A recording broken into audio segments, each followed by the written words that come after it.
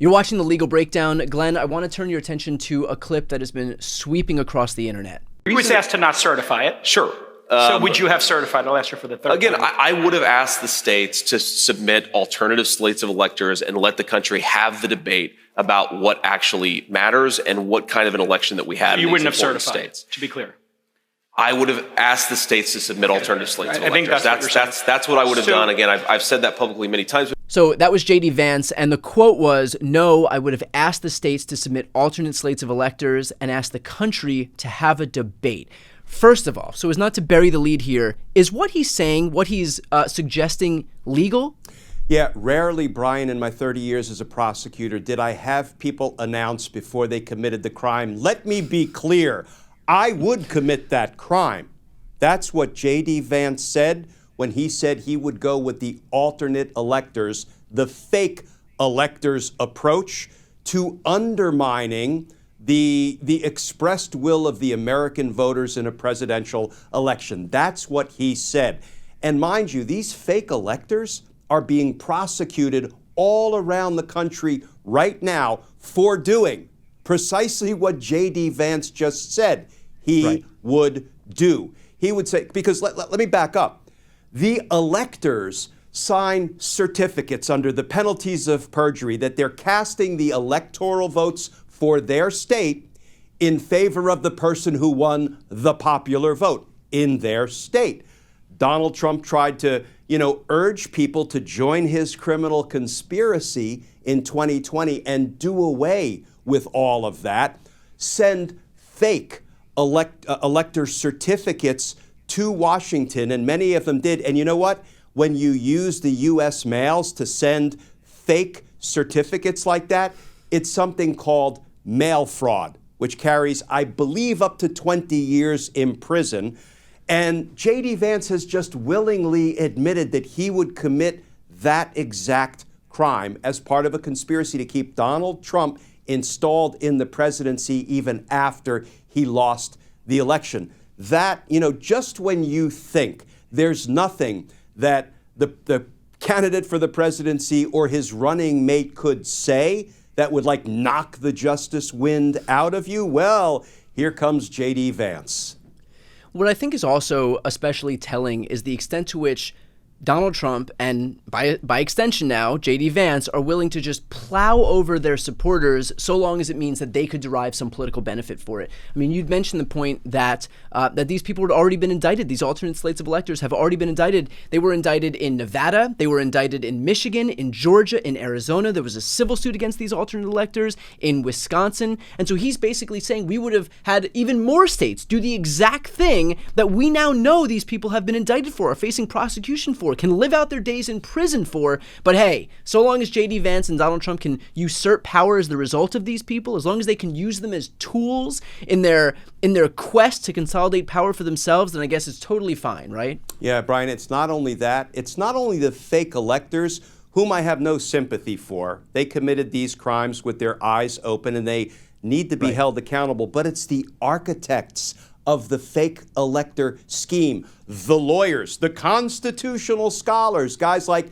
Kenneth Chesbro and John Eastman, who are criminally indicted because what they proposed, the fake elector scheme, had no basis in law, had no basis in fact, had no support in the Constitution, and John Eastman was even caught admitting in his own emails it had no basis in the Constitution, and if this fake elector scheme ever went up to the U.S. Supreme Court, even he said it would be rejected 9-0 by the Supreme Court justices. And if he believed that guys like Alito and Clarence Thomas would reject it, well, that's an admission that he knew it had no hope, no constitutional support. And yet, these attorneys who put the scheme together are criminally indicted and facing prison and will very likely end up in a jail cell. But JD Vance still said, I'm all in with that criminal scheme. Again, this is stranger than fiction. You can't make this up. Glenn, what does it say about the fact that far from hiding from something like this, from the embrace of a criminal scheme like this, someone like JD Vance is on stage in public broadcasting it? What does it say that they're no longer trying to keep keep these criminal schemes under wraps, that they're just making them a central tenet of their platform. Yeah, I think I take two things away from that. One, they believe Donald Trump has some chance of becoming the dictator he told us he will be on day one in the event he is elected. And two, I think a lot of these Republican lapdogs and flunkies and sycophants of Donald Trump's are following his blueprint, which is that if you flood the zone with enough crime, abuse of power, abuse of office, and corruption, maybe the authorities that are, duty bound to try to protect and promote our free and fair elections, maybe they'll never be able to fully grab hold of any one crime sufficiently to investigate it, indict it, get it tried and sentenced, bring it all to fruition before they can benefit from that crime. So, and here's the other thing, Brian. Donald Trump is forever confessing out loud, right, in public. Oh, I did this. I took the documents when I left the White House, even though the law prohibited that. It was a crime. Because I do think there is this sense in the Donald Trumps and those who would follow his blueprint that, well, if he says it out loud, it must not be criminal. It must not be an admission or a confession, because if it were, why would he say it? Well, he probably wants to say it to plant that very seed of doubt. And let's face it, it's been pretty successful for Donald Trump, as he has not yet been sentenced for a single crime that he committed, some of which he's been found guilty of, dating all the way back to 2016. But we're approaching a damn decade now in a couple of years.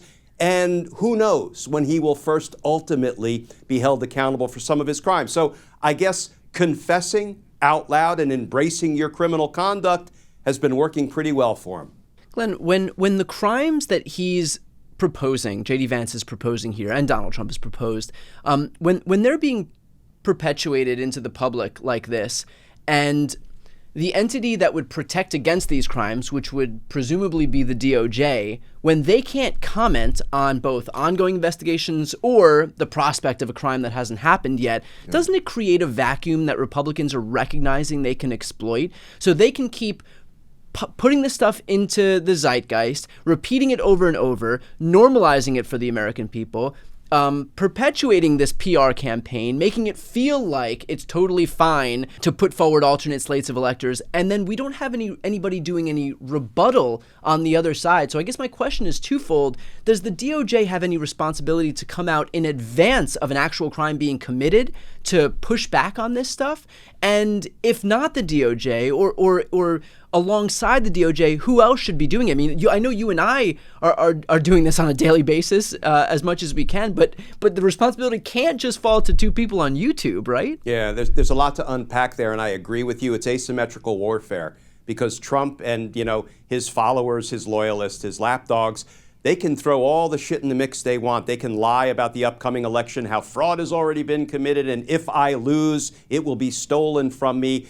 And where are the voices on the other side? Well, I think our institutions of government should be those voices. There's a difference between not commenting on pending investigations or prosecutions and tamping down what is obviously dangerous lies, propaganda, disinformation coming from Trump and company. And I don't think our government, our federal government, and the institutions who would be permitted to do that without violating not only the law, but even their own norms and traditions, they could do it. I don't think they have stepped up and adjusted to the times, particularly in light of, we just saw a whole bunch of Russians and a couple of Americans indicted for flooding social media with, Russian procured and paid for lies designed to try to help Donald Trump. And yet now, because there's a prosecution up and running in that matter, DOJ says, well, we'll issue a press release talking about the indictments, but we're not going to say